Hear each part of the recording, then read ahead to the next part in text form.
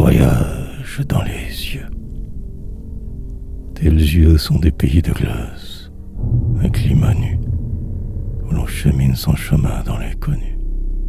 D'autres, des soirs de province pleins de fumée, où passent des oiseaux ailes déplumées, qui leur font ces plaintifs regards intermittents. D'autres vides, mais sous l'influence du temps, où la mer de leur âme à flots muets à déferle, sont rafraîchis, profonds, mobiles comme une eau, flux reflux du lent regard roulant sa perle. Or tous y mis en un reflet double et jumeau, ceux-ci gardent le rose ancien d'un couchant rose, qui leur fut un moment d'amour essentiel, et s'effeuilla en vue comme une vaste rose. Ceux-là sont bleus d'avoir tant regardé le ciel, et si ceux-ci sont bleus, c'est dans le sang qui subsiste. Puis en rien d'autre, recel compliqué, il y a de vieux bijoux, de grands arbres, un clocher triste, des visages que trop d'absence délaya, des linges démodés d'enfants mortes, des cloches, et des anges dont on devine les approches, à voir au fil des yeux qui s'en sont tout remplis, leur rap comme un orgue au long tuyau de plis.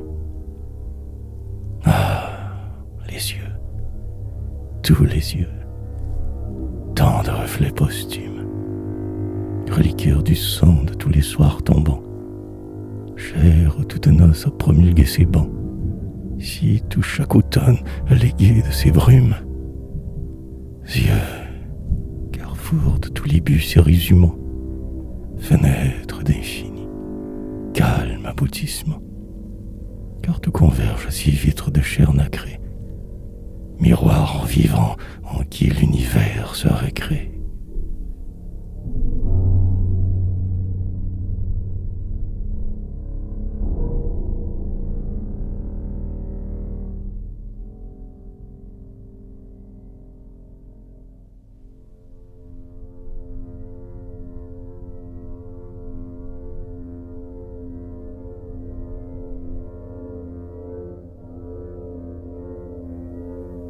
Pourquoi les yeux, étant limpides, mentent-ils? Comment la vérité, dans leur indifférence, meurt-elle en diluant ces frissons volatiles?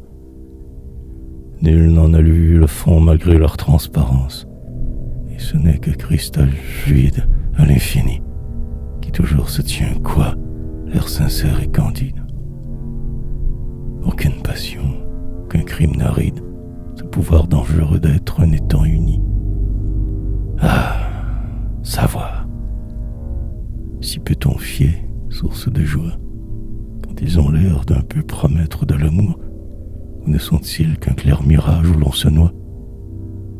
Ah, savoir. Démêler l'ombre d'avec le jour, et connaître la fin, ce qu'ils peuvent enclore, derrière leur surface et derrière leur flore, sous leur nénuphar blanc, frileuse puberté, plus loin dans le recul de leur ambiguïté. En vain veut-on trier le réel du mensonge. Les yeux, nus comme l'eau, resteront clairs aussi. Bien que l'âme souvent où, pour savoir, on plonge, soit une vase au fond de leur azur transi. Mystère de cette eau des yeux toujours placides, en qui l'âme dépose et si peu s'élucide.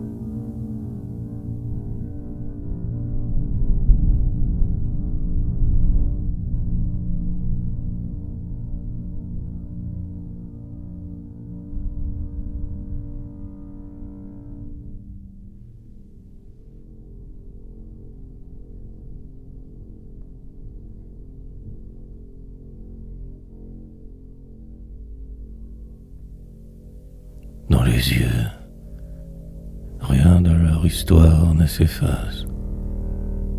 Rien n'est soluble, tout s'avère à leur surface. Ainsi tels yeux ont l'air pauvres dorénavant, pour avoir médité d'entrer en un couvent. Tels sont en fleurs pour avoir vu des orchidées. D'autres sont nés de tant de fautes regardées. On y perçoit des courtisanes se baignant, et par leur phare perdu l'eau des yeux énacrés. D'autres, prédrenés près d'un canal stagnant, portent un vaisseau noir qu'aucun marin n'a gris, et qui semble dans un captif en déglaçant. Prolongement sans fin. Survie. Aube lointaine. Ciel qui met dans les puits de bleu caparaçant. Nuages habitant les prunelles humaines. Tout le passé qui s'y garde, remémoré. Tout ce qui s'y trahit qu'on croyait ignorer. Les vœux qu'on viola. Le sein que nous fleurîmes. Et le regard qu'on eut en pensant à des crimes. Et le regard qu'on eut pris d'un dessin vénal, fait son instant, jadis, devant des pierreries. Trésor qu'on troquerait contre ces chairs fleuries. Et qui fait à jamais de l'œil les grains du mal. Car tout s'y fige, y dure, et tout s'y perpétue. Désir, mouvement d'âme, instantané décor. Tout ce qui fut, rien qu'un moment, y flotte encore. Dans l'air des yeux aussi survit la cloche-tue, et l'on voit, dans des yeux qui se croient gais et beaux, d'anciens amours mirés comme de grands tombeaux.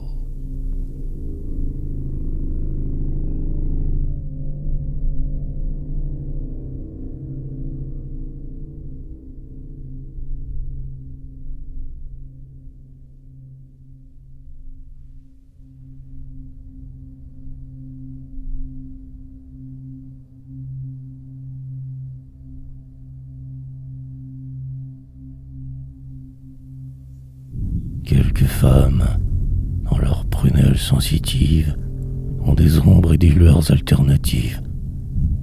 Il y fait noir ou clair à leur guise. On dirait, derrière la cloison transparente des tempes, qu'on baisse tour à tour et qu'on monte des lampes.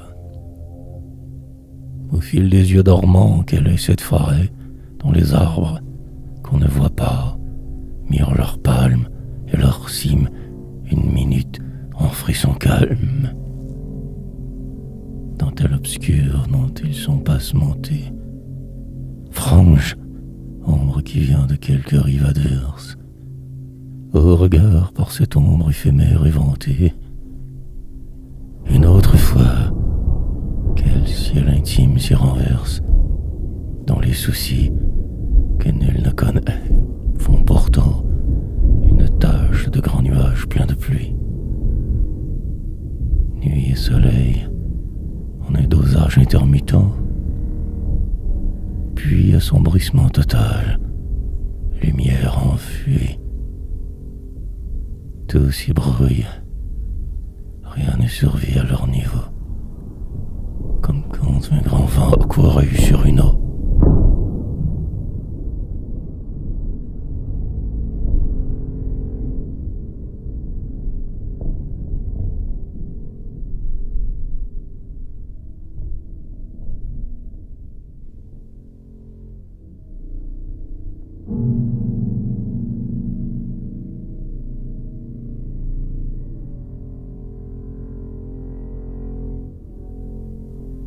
L'œil est un glauque aquarium d'eau somnolente. Tranquillité, repos apparent, calme pli, comme ceux qui s'éternisent dans les surplis. Puis tout à coup un trouble, une ascension lente, d'un désir qui vient faire une blessure à l'eau, moire d'une blessure élargie en halo. Ce désir s'évapore, un autre lui succède. Chacun des mouvements de l'âme en cette eau tiède est une ombre sous des vitres qui disparaît. En fuite comme avec des nageoires, l'ombre erre et s'argente dans la transparence du verre. Aquarium peuplé de songes en arrêt. pensée y nage à peine définie et retourne dormir dans des varechs couchés parmi les minéraux du crâne et ses rochers. Une autre pensée ose, et c'est une actinie ouvrant dans la prunelle un coquillage fleur. Mais qu'on l'effleure, il se recloue avec douleur. Paysage qui change à tout instant. Pensées qui sont des poissons noirs, des perles nuancées, des monstres froids ou des infiniment petits. Corpuscules dans le fond de l'être blotti. Embryon de projet, vagues germes de rêve, émergeant d'on ne sait quel abîme mental, qui monte jusqu'à l'œil en assomption brève et viennent animer cet écran de cristal.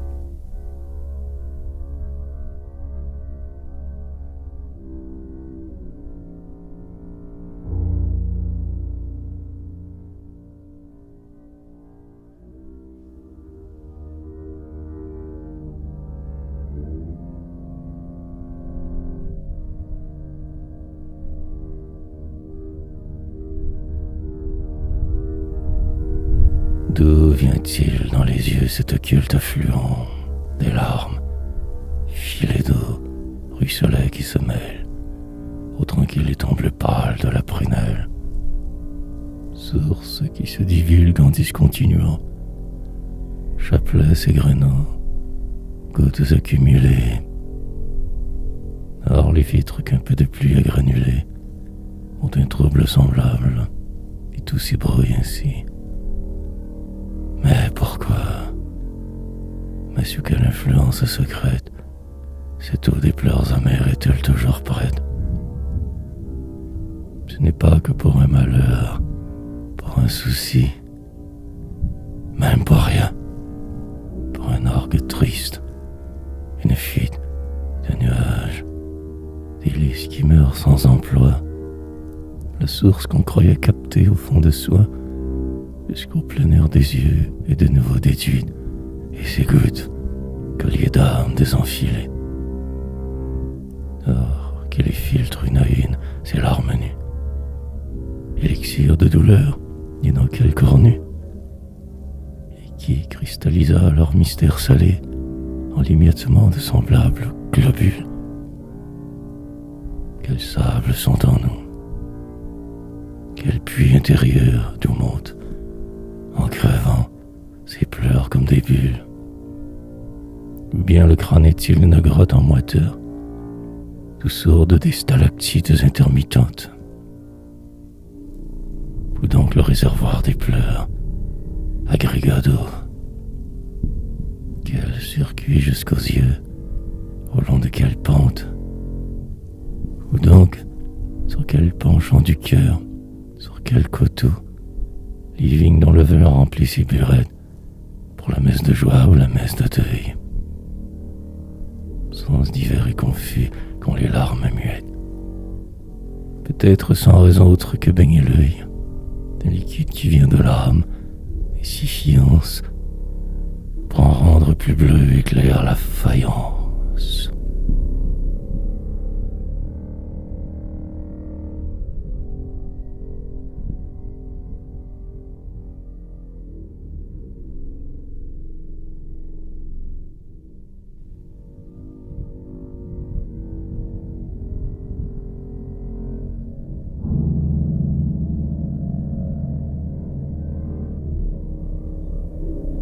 Les yeux sont des bassins d'eau changeante qui dort. Oh, parmi des frissons de moire muets, apparaît une flotte éparse de nuées, voiles blanches qui vont vers un horizon d'or. Mais parfois, certains grands nuages couleur d'encre s'immobilisent comme en quarantaine, au fond, de tels beaux yeux de qui l'étiage est profond, et qui portent en eux ces nuages à l'encre.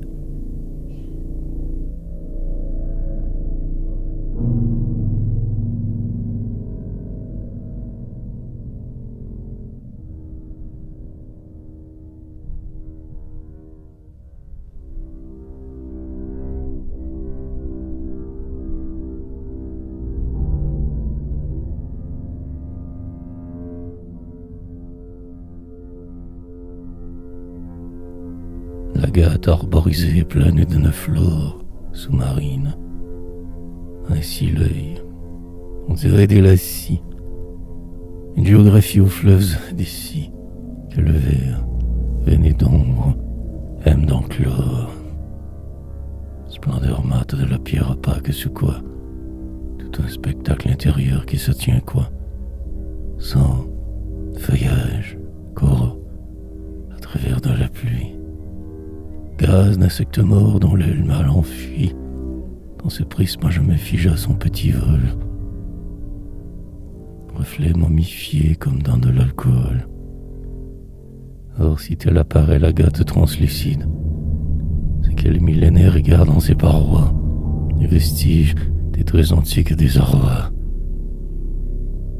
Ainsi l'œil, plein d'anciens rêves dont il s'oxyde, plein de passé dont pour toujours il est imbue, souvenirs conservés dans ces pierres charnelles que, pareil à la gâte, il agglomère en elle.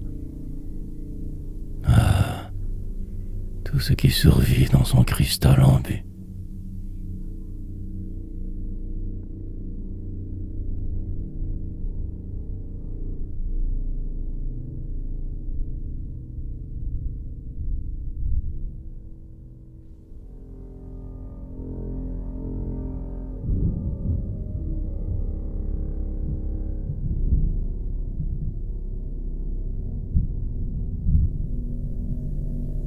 Quelle clarté, reflet d'étoiles ou de lampes, allonge dans les yeux de lumineuses rampes.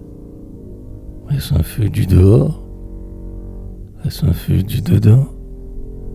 De notre intérieur plein de tisons ardents, ou de nos rues, au loin, pleines de réverbères, qui se mirent dans les yeux sombres chaque soir, et leur sont comme des parures viagères.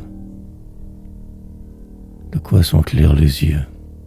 D'où vient, dans l'encensoir, la braise en feu? D'où vient la lave en ces fioles? Sont-ils des jardins noirs ouverts aux lucioles? Sont-ils le champ gelé nos télescopes, écrans, d'une silencieuse armée en marche d'astres qui défile parmi le verre en synacrant? Piège ou tout intégral, vaste ciel, tu t'encastres. Ou bien sont-ils les fenêtres d'orphelinat se voilant contre le dehors et tout en quête de rideaux vaporeux, mousseline en frimas?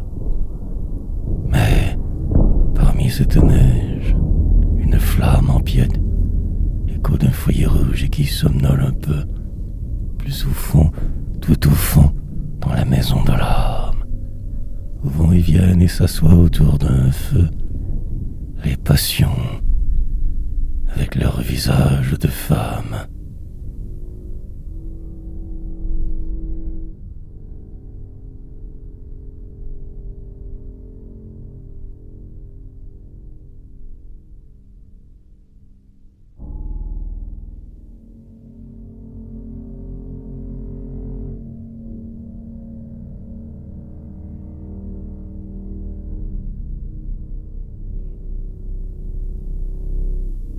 Dans l'eau tiède des yeux tranquilles combien j'ai, souvent, le soir, plongé mon visage et nagé, dans leur silence, vers une rive inconnue. Mon âme s'y sentait toute légère et nue, et délivrée enfin des pesanteurs du corps. Autour d'elle, pas même un cercle en sémoire, qui dans l'eau, par un souffle, un éveil de nageoires, s'élargissent comme les sons moirants des corps. Nul trouble dans les yeux à cause de mon âme, tant elle nage d'eau, tant elle insiste peu, et soudain se libère en leur infini bleu, devenue une brise, un parfum, une flamme, une fleur, tout plus vierge nénuphar que, sans savoir son âge où s'il pèse, l'eau porte. Ainsi mon âme, en l'eau des yeux noyant son phare, toute fraîche, croit qu'elle a fini d'être morte.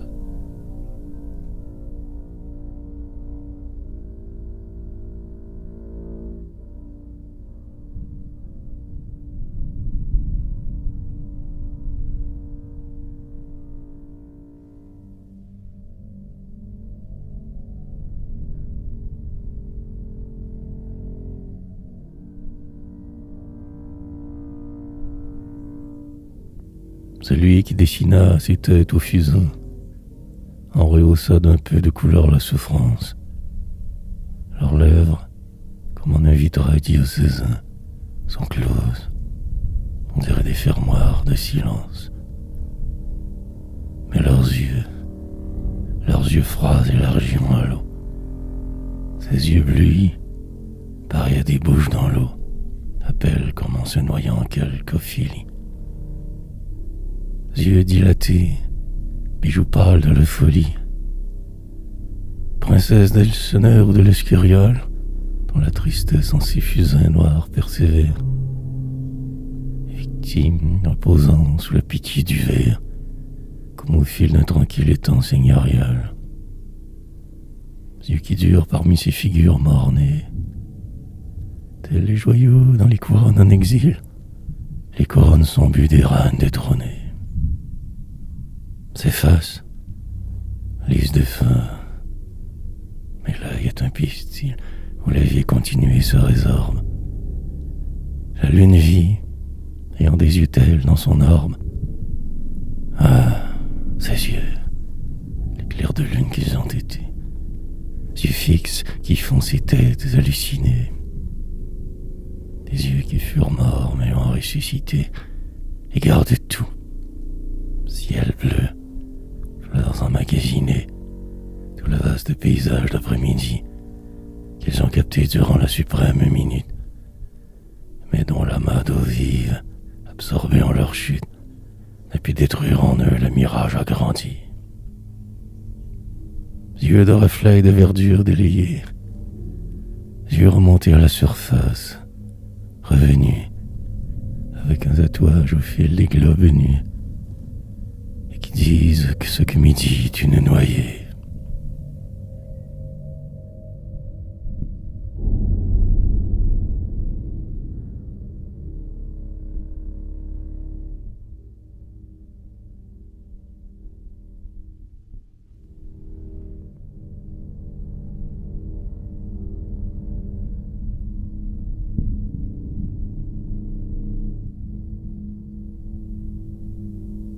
Mon âme dans les yeux languissamment dérive, les yeux vastes et frais comme emplis d'une eau vive.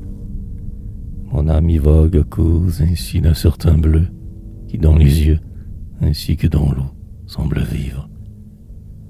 Le bleu du ciel au fil des yeux qui flotte un peu,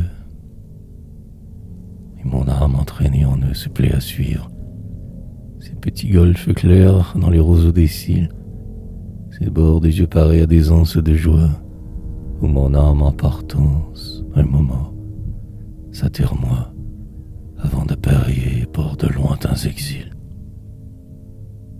Bord des yeux, bord de l'eau, transparence bleuie, multiplication fragile des reflets, cristal prêt à mourir, vent, si tu les raflais. Fraîcheur où la clarté de la lune héroïque. Silence plein de nacre et plein d'herbes semblants, une flore inconnue soudain révélée, d'un climat autre où la verdure est niellée. Ah, ces bords frais des yeux où dort un sable blanc. Mon âme, triste du départ, y temporise, prétextant la marée ou l'absence de brise. Ici dorlote encore une minute à voir, tant de reflets parmi ces bords d'un enchaloir, puis démarre vers la haute mer des prunelles. Mais quel monde nouveau, quels pôles sont en elle, et qu'est-ce qu'on rencontre au bout des yeux quand on s'enfonce par-delà leur ligne d'horizon.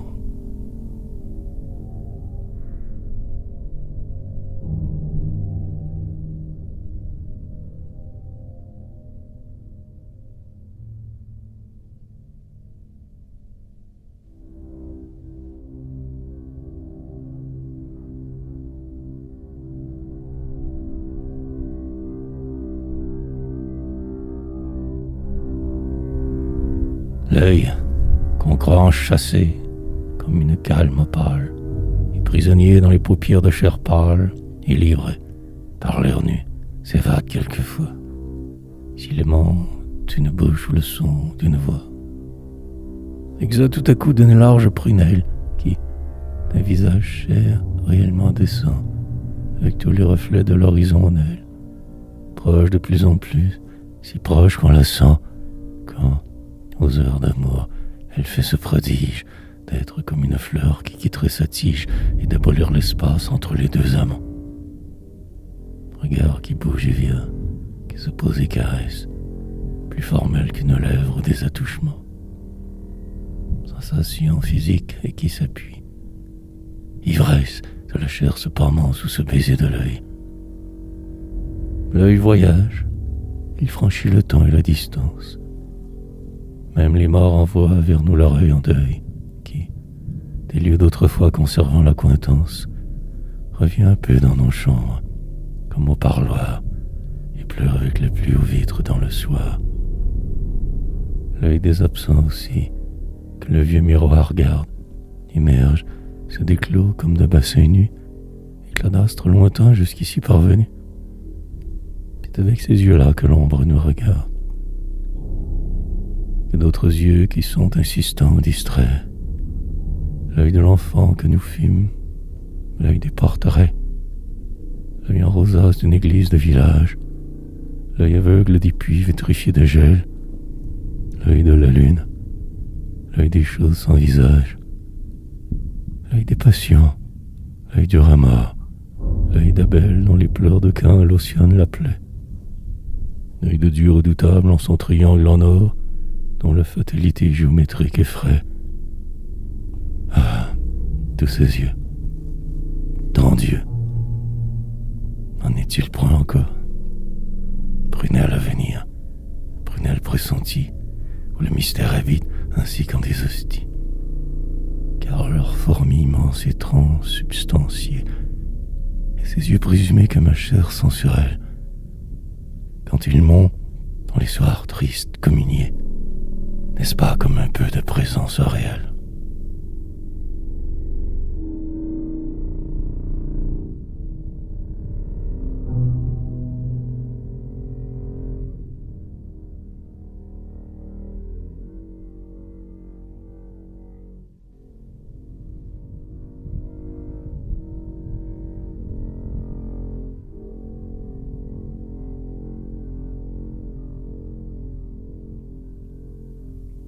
En des pays de longs canaux et de marais, les yeux sont, eux aussi, baignés de charme frais. Clairs yeux remémorés de Flandre et de Hollande, qui paraissent mouillés, influencés par l'eau. Dieu comme un petit port avec un seul bateau, qui se voue humble et que nul trafic n'achalonne, mais dont le calme heureux contribue à polir les reflets de l'entour qui s'y viennent pâlir. S'ils sont ainsi, c'est à cause de l'eau voisine qui les fait à sa ressemblance, y propageant son aspect de miroir et de filet d'argent. Donc, comme un port, cette eau des yeux emmagasine les horizons et le paysage adjacent, dont le mirage en sa transparence descend. Le ciel y réfléchit, ses teintes sont durées. On y perçoit aussi, comme sur un vélo, l'enluminure en or d'un vieux quai, d'un moulin, et toute l'ambiance y vit, miniaturée.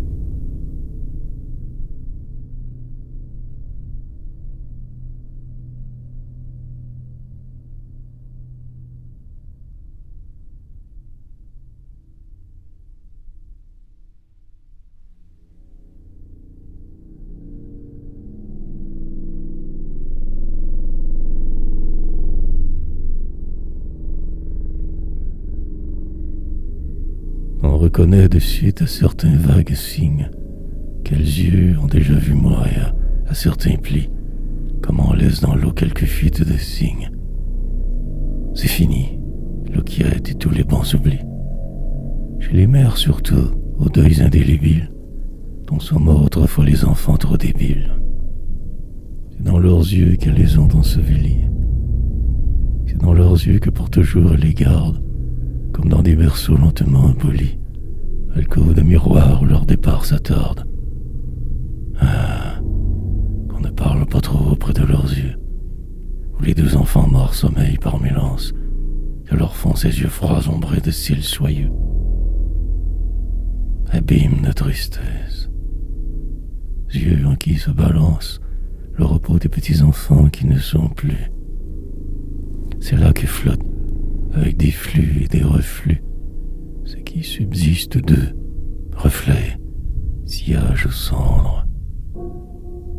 Et dans les yeux de leur mère, dans ces yeux d'eau, ils dorment, enfonçant leur immortel fardeau, qui transparaît, lent, continue à descendre.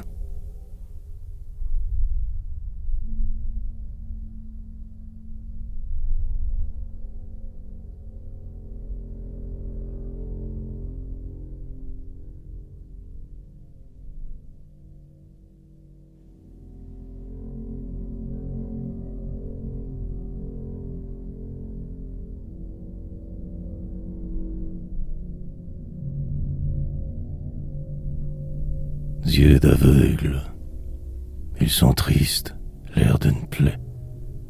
Yeux nuls, sans effigie, éteints qui se délaient. Yeux d'aveugle, jardin où la vie a neigé. Yeux plus vitreux que ceux des morts.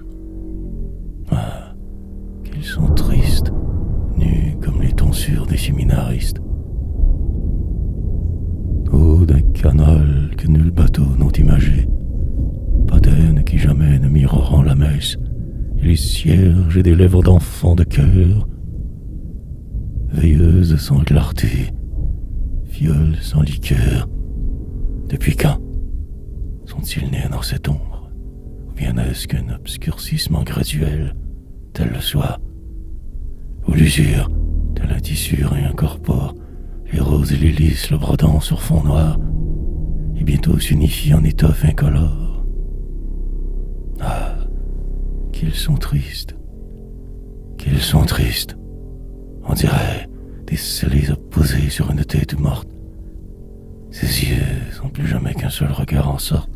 C'est son teint, un miroir qui s'étire l'oreille.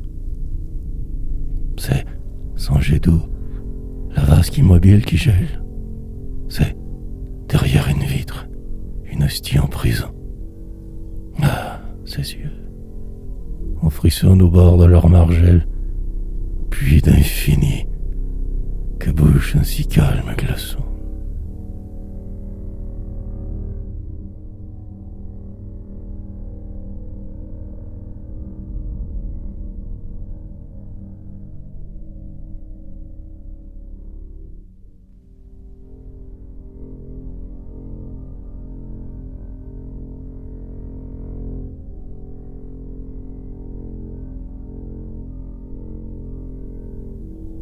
J'ai gardé dans mes yeux, comme un thésauriseur, l'or des moissons, l'or des chevelures, un site dont mon âme fut seule à savoir la douceur, un couchant dont le rose à mon gré ressuscite, puis tel signe au clair de la lune nageant, des signes de qu'il est la forme des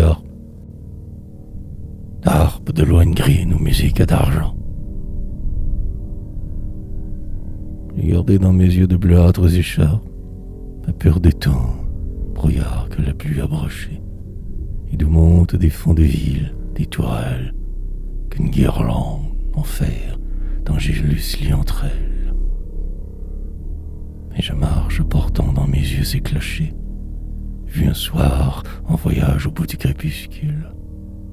Je garde encore des ciels, des arbres et de l'eau, des femmes que l'absence au fond de l'œil accule, toutes tristes comme des lys dans un préau, puis des nasons blancs, des baptêmes, la moire, sous la brise d'un vieux canal horizontal. Ah, ces reflets dans l'œil, j'ai toute ma mémoire, un souvenir plutôt physique que mental, réverbération d'enfance et de voyage, dessin figuratif des heures qui s'en vont, survivance toute visuelle qui font de mes yeux comme un grand reliquaire d'images.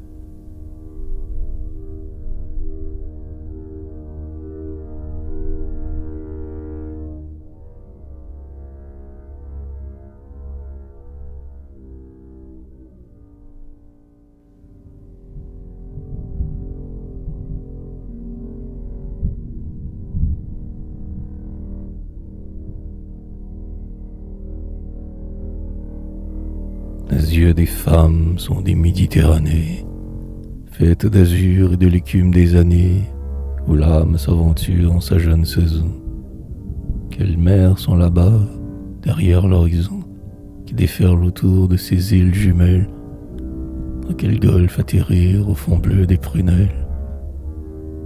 L'infini se recule en hurle berceur, et l'âme part, dérive, en proie au vent rebelle, s'extasiant parmi les yeux des femmes belles.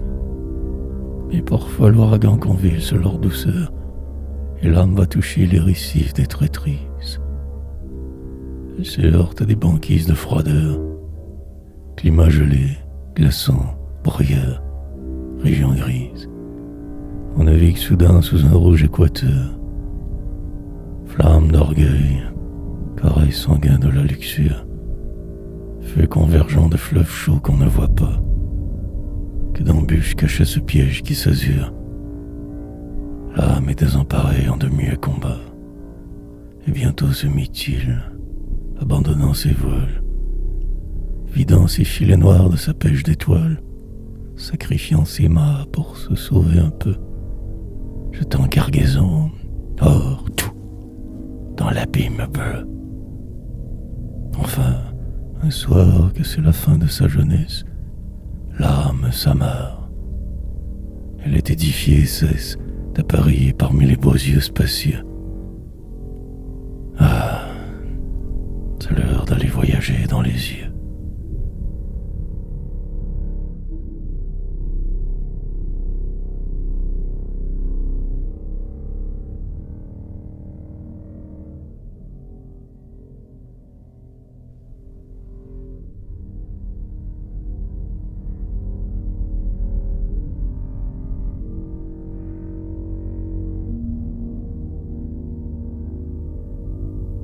Le sommeil met aux yeux un teint spirituel, grâce auquel leurs miroirs exigus se prolongent, par-delà la mémoire et le temps actuel. Il voit plus loin et mieux, tandis qu'on croit qu'il songe, et tout l'univers joue en ses glaces sans fond. Ah, les pauvres regards, si nus durant la veille. Dans les yeux endormis, un beau signe apparaît. Ces ombres soudain que des nuages font, c'est un bonheur en fuite, un malheur qui s'avance. L'automne s'y mélange à des roses d'enfance. On se voit mort, tandis qu'on se revoit amant. Ce n'est plus le présent seulement qu'on reflète. Sur l'eau frêle des yeux courent un pressentiment, puis l'âme a revécu ses lendemains de fête. Oh rêve, toutes les destinées apparaissent, car le sommeil a fait en nous du clair de lune, où toute notre vie afflue ne fait qu'une. Vieux souvenirs tels que des corps dans la forêt, mots futurs dont on sent le vent de l'aile presque. Le passé, l'avenir, en une seule fresque, phénomène du rêve où tout s'unifia. L'espace est fondu dans le temps qui s'abroge. Est-ce qu'on sait encore les pays qu'il y a? Et, comme un puits tari, se dénude l'horloge. Rêve, c'est se prévoir en son éternité. Vie anticipative, ô fantasmagorie, patrimoine divin qu'on aurait escompté. N'est-ce pas, pour notre âme, une avance dorée sur sa vie immortelle et sur sa part de ciel, que cette clairvoyance au-delà du réel, aux prunelles soudain devenant plus lucides? Car le sommeil pourrait capturer l'horizon, a versé sur leur plaque inerte ses acides, et l'homme endormi voit par-delà sa maison. Mais au réveil, ce teint spirituel dégèle, il fond, et l'œil du clos n'est plus qu'un miroir frêle, miroir quotidien et borné dans le teint, insuffisant aux fins de la vie ordinaire. Œil sorti du sommeil et qui ne mire guère que les chambres, les seuls arbres du jardin.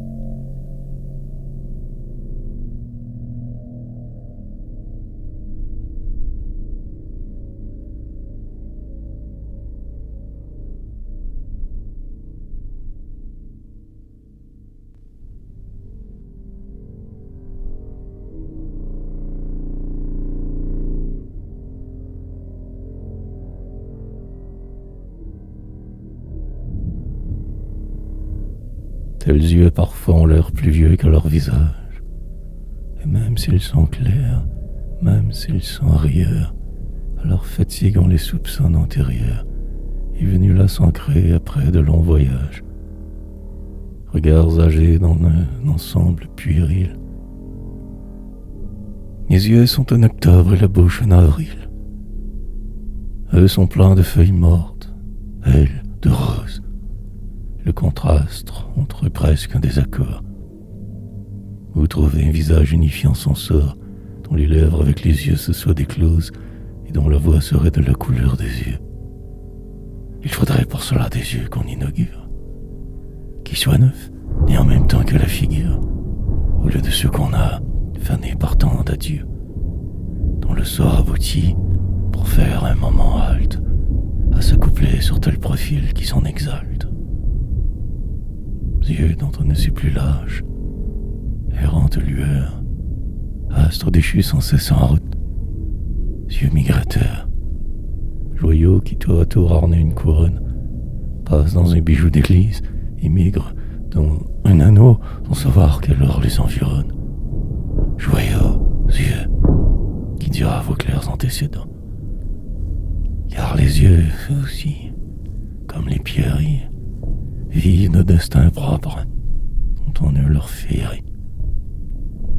Contemporains du luxe âgé de nos aïeux, concomitants de je ne sais quels astres vieux, ils possèdent comme une âme rétrogradée, fait d'antiques azurs, fait d'une perle évadée. Ils n'ont rien de terrestre et rien de temporel, sertis et dessertis depuis les lointains âges, dans la métempsycose éparse des visages. C'est aussi par ses yeux que l'homme est immortel.